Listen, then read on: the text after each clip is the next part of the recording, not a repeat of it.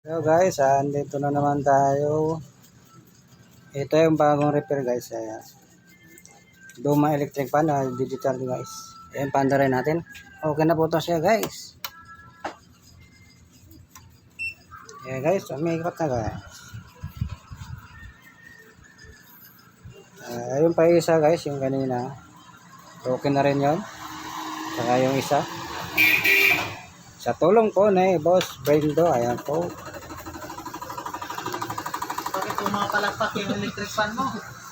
Parang matuwain yata yan ah.